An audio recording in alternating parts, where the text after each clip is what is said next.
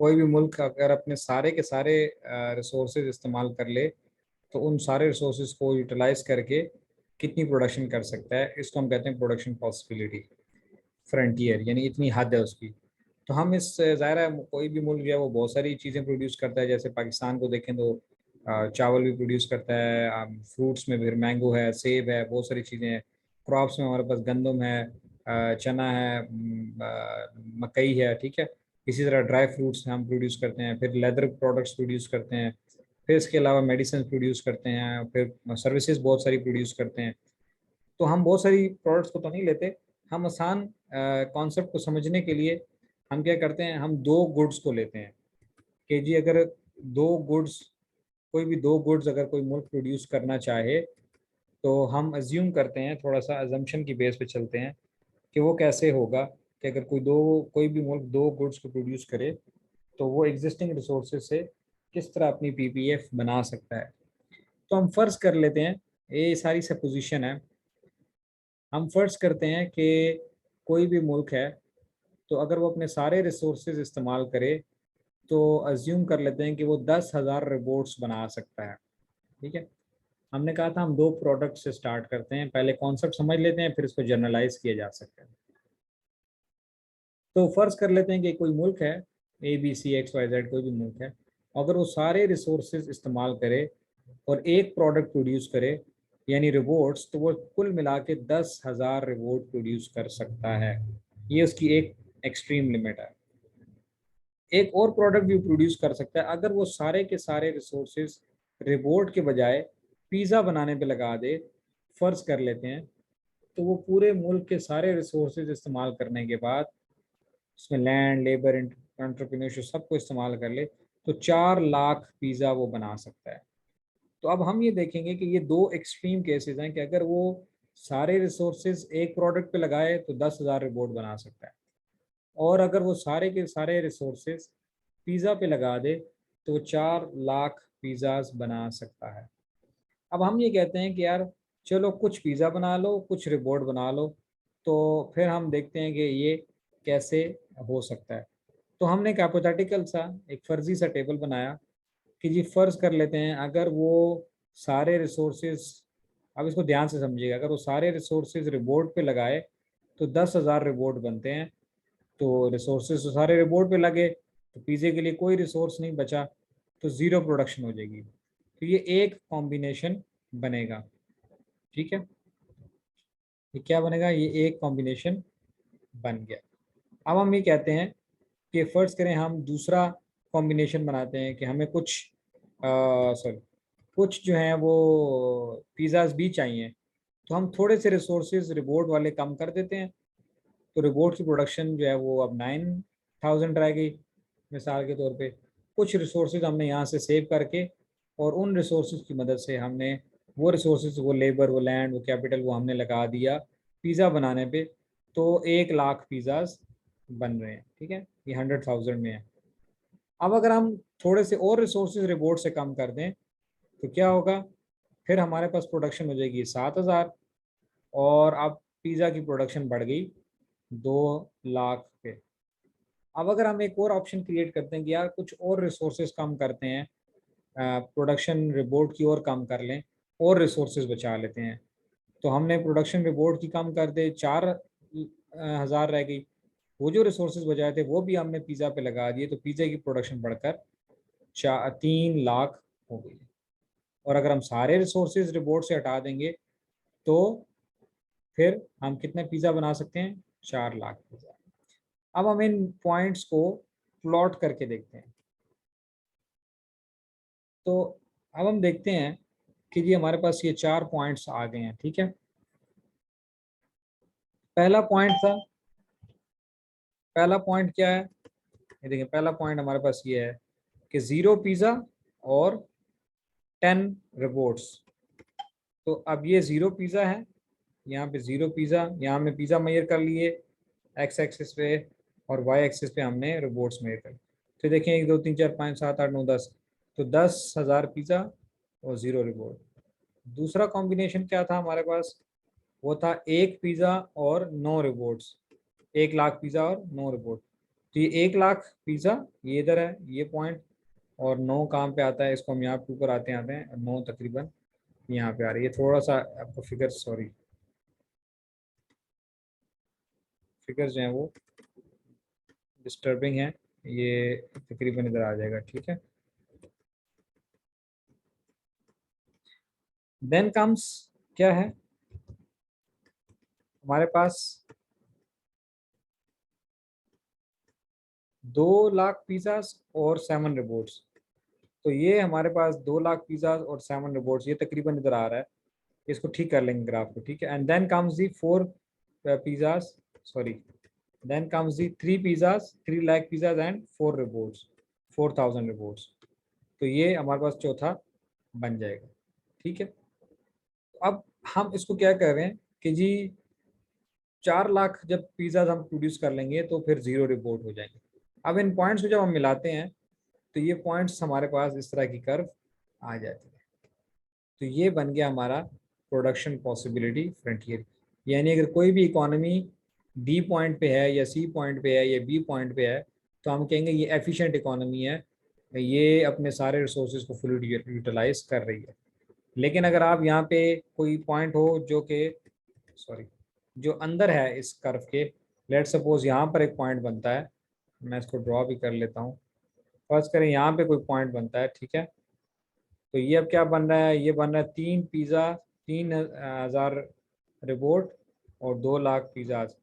तो इसका मतलब है कि हम इतना जो एरिया है ये हमारी प्रोडक्शन कम है, हम इतना पीछे हैं। तो ये अटेनेबल तो है लेकिन क्या है, इनएफिशिएंट है। जैसे कि आजकल पाकिस्तान में आप देखें तो बहुत सारे ऐसे रिसोर्सेज हैं जो हम प्रॉपरली यूटिलाइज नहीं कर रहे। कितनी ज़मीनें ऐसी पड़ी हुई हैं जो कि काश्त की जा सकती हैं लेकिन नहीं हो रही।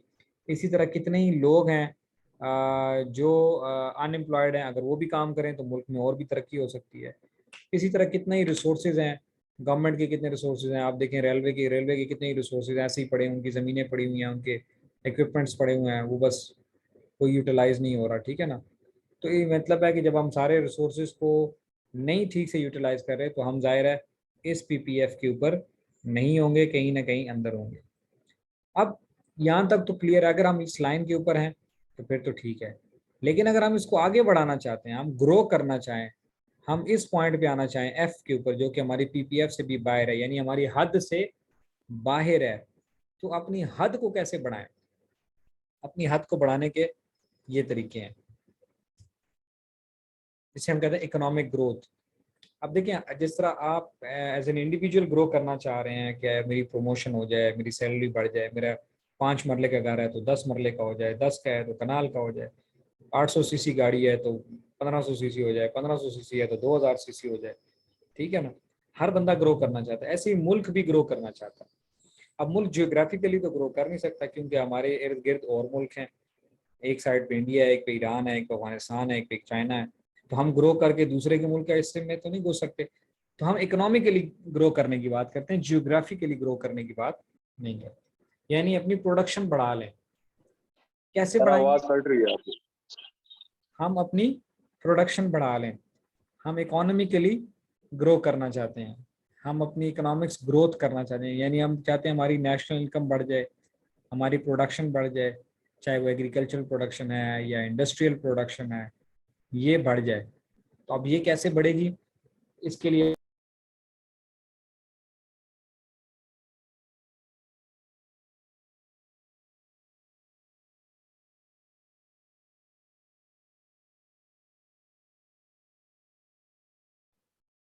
अभी आवाज सही आ रही है? अभी ठीक होगा, अभी ठीक होगा, क्लियर है सर, बिल्कुल सर क्लियर है। Thank you. अच्छा तो हम कह रहे थे कि सर हम ग्रो इसके कर, भी सर, जी जी इसके भी सर, ये पिछले स्लाइड का जो हम लाइन से बाहर वाला जो पोर्शन है वो जरा दोबारा बताइए। वो वही एक्सप्लेन कर रहा हूँ कि लाइन से बाहर कैसे आएंगे। जी हम जी ओके। ठीक है, वही बता रहा हूँ कि हमने कहा कि हम जो है फर्ज कर लेते हैं कि हम अपनी जैसे मैंने आपको पाकिस्तान की एग्जांपल दी कि हम तो अभी लाइन पे भी नहीं आए, ठीक है ना, हम तो इस लाइन के अंदर हैं। ये नजर आ रहा है ना आपको ये ग्राफ, तो हम लाइन के अंदर है क्योंकि हम बहुत सारे रिसोर्सेज को ऑप्टिमली इस्तेमाल ही नहीं कर रहे। कितनी लैंड खाली पड़ी हुई है, कितने लोग अनएम्प्लॉयड हैं, कितनी मशीनें वैसी पड़ी हुई हैं, कोई कोई सरकारी दफ्तरों में पड़ी हुई हैं, तो कोई वैसे पड़ी हुई हैं, कोई जंग आलूद हो रही हैं। तो वो जब इस्तेमाल नहीं हो रही, तो उसका मतलब है कि हम अभी इस लाइन पे नहीं आए। लेकिन फर्ज करें कोई कंपनी इस लाइन पे हो, सॉरी कोई कोई मुल्क इस लाइन पे ऑलरेडी हो, और वो चाहता है कि मैं इससे भी आगे बढ़ूं, यानी इस पॉइंट पे जो अभी करंटली अनअटेनेबल है यानी अनअचीवेबल है, तो उसको कैसे अचीव कर सकते हैं। तो मैंने कहा कि हम ज़ाहिर है जियोग्राफिकली तो ग्रो कर नहीं सकते, वो ज़माना तो नहीं रहा कि दूसरे मुल्कों पे हमला करके और वो उनको अपना मतलब अपनी जुरिस्डिक्शन में ला दीजिए। अब तो आपने इकोनॉमिकली ग्रो करना है। तो इकोनॉमिकली ग्रो कैसे कर सकते हैं, वो जो बाहर का पॉइंट है उसको कैसे अचीव कर सकते हैं। Number one, increase in resources, अपने रिसोर्सेज को बढ़ाएं। ठीक है ना। देखें, एक वो मुल्क है जो भी उस लाइन पे ही नहीं पहुंचा, जैसे पाकिस्तान है, जैसे इंडिया है, जैसे और बहुत सारे मुल्क हैं। एक वो मुल्क है जो अपने सारे रिसोर्सेज को इस्तेमाल कर रहा है और वो लाइन के ऊपर है। तो रिसोर्सेज को बढ़ाएं। अब बढ़ाएंगे कैसे? देखिए, रिसोर्सेज को बढ़ाने का एक तरीका ये है कि जैसे मिसाल के तौर पे हमारे पास लैंड है, वो फिक्स है, ठीक है। उसके अंदर जो नेचुरल रिसोर्सेज हैं, हम उनसे ज़्यादा कैसे फ़ायदा उठाएं। हमारे पास लेबर फिक्स है, जो भी लेबर है इस वक्त हमारे पास, तो हम ये चाहते हैं कि इसको ज़्यादा किस तरह से बेहतर किया जाए। तो ये इंक्रीज इन रिसोर्सेज हो जाए। मशीनें हम बढ़ा सकते हैं, हम कैपिटल बढ़ा सकते हैं, हम इक्विपमेंट बढ़ा सकते हैं, लैंड को नहीं बढ़ा सकते। लैंड नेचुरल रिसोर्सेज है जो हमारे पास ऑलरेडी है। तो अगर हम ज़्यादा मशीनें लाएंगे तो उससे क्या होगा, ज़्यादा प्रोडक्शन हम कर सकते हैं। ठीक है। और लेबर भी ज़रा ऐसे ऐसा पॉपुलेशन बढ़ती है। अब चाइना की तरक्की की एक बहुत बड़ी वजह लेबर भी है। अब लेबर इंडिया के पास भी बहुत बड़ा था, 1.3 बिलियन पॉपुलेशन है, लेकिन वो उसको उतना अच्छे से यूटिलाइज नहीं कर सके जितना अच्छा चाइना ने किया। दूसरी चीज़ ये कि जो रिसोर्सेज हैं उनकी क्वालिटी को बेहतर किया जाए। अब क्वालिटी कैसे बेहतर होगी? ज़मीन तो जो है वो है, नहीं बेहतर हो सकती है कैसे? फर्टिलाइज़र ऐड करने से ज़मीन की क्वालिटी बेहतर हो जाएगी। मुख्तलिफ़ किस्म के पेस्टिसाइड्स ऐड करने से ज़मीन की क्वालिटी बेहतर हो जाएगी। अच्छा, लेबर की क्वालिटी कैसे बेहतर करेंगे? उसको ट्रेनिंग देंगे, उसको स्किल्स सिखाएंगे, उसको एफिशिएंसी सिखाएंगे, उसको नए नए तरीके काम करने के सिखाएंगे, तो वो प्रोडक्टिव होगा, ज़्यादा बेहतर काम करेगा। अब चाइना में हम कहते हैं जी लेबर सस्ता है। लेबर सस्ता नहीं है, लेबर सस्ता पड़ता है। क्यों सस्ता पड़ता है? हमारा वर्कर जो काम 8 घंटे में करता है और लेट सपोज 1,000 रुपये लेता है, उनका वर्कर वो 2 घंटे में कर लेता है, वो 4,000 रुपये लेता है, 4 गुना ज्यादा पैसे लेता है, लेकिन वो 4 गुना ज्यादा काम कर लेता है, 5 गुना ज्यादा काम कर लेता है, 6 गुना ज्यादा काम कर लेता है। ठीक है ना। तो वहां पे लेबर की सैलरी ज्यादा है, लेकिन चूंकि वो इतना ज्यादा प्रोडक्टिव है कि वो उनको सस्ता पड़ जाता है। तो क्वालिटी अपने रिसोर्सेज की बेहतर करके हम प्रोडक्शन बढ़ा सकते हैं।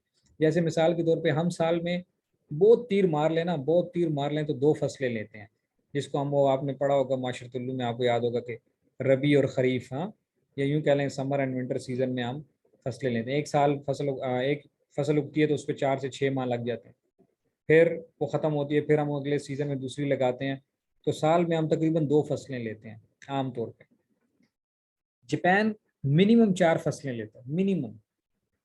आप अंदाज़ा लगाएं, जापान एग्रीकल्चर मुल्क भी नहीं है, इंडस्ट्रियल मुल्क है। ठीक है ना। फिर इसी तरह जो गाय या भैंस हमारे यहाँ मिसाल के तौर पे 10 लीटर दूध देती है, उनकी न्यूजीलैंड में या ये कह लें जो हॉलैंड में जो गाय या भैंसें हैं, वो तकरीबन 20 लीटर दूध देती है। क्यों? क्योंकि उनको इतनी अच्छी खुराक देते हैं जिससे वो ज़्यादा दूध देती है। हमारे यहाँ कॉन्सेप्ट ही कोई नहीं है। ठीक है ना, उनका बीमारियों का ख्याल रखा जा रहा है ना कुछ।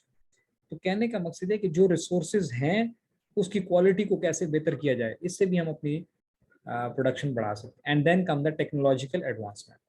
हर चीज़ में टेक्नोलॉजी का यूज़ करें। हमारे यहाँ अभी भी अगर गांव में देहातों में चले जाएं तो अभी भी लोग हल चलाते हैं, वो ट्रैक्टर कहीं कहीं इस्तेमाल होता है, या बहुत तीर मार जो ट्रैक्टर वगैरह इस्तेमाल होता है। और मॉडर्न फार्म मैकेनाइजेशन, आपने कभी, मैं तो खैर फेसबुक पे वो वीडियो इस किस्म की देखता हूँ बड़े शौक से, कि मॉडर्न मीन्स ऑफ जो है ना ये एग्रीकल्चर क्या है। तो फार्म मैकेनाइजेशन एक पूरी एक साइंस है जो पढ़ाई जाती है।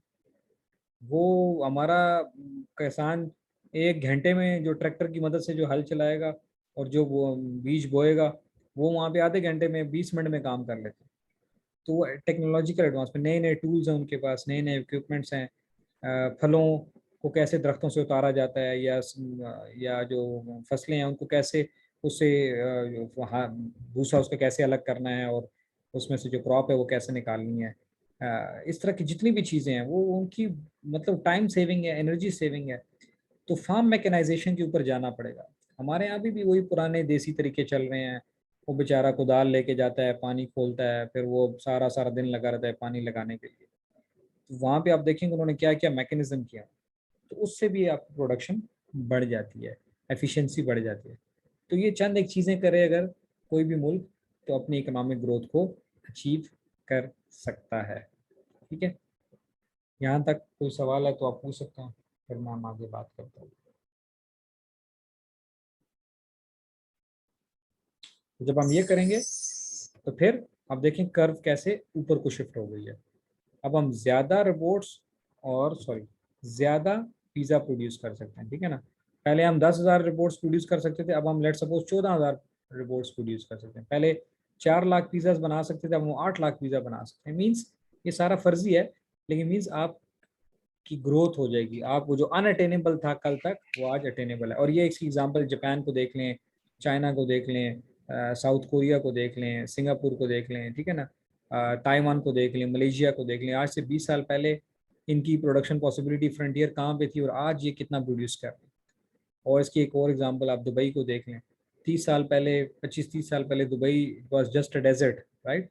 आप लिखें जरा गूगल में दुबई इन 1970 या दुबई इन 1980, कुछ भी नहीं निकलेगा। एक सहरा निकलेगा वहाँ पे तस्वीरों में, और ऊंट और बकरियां आपको नजर आएंगी।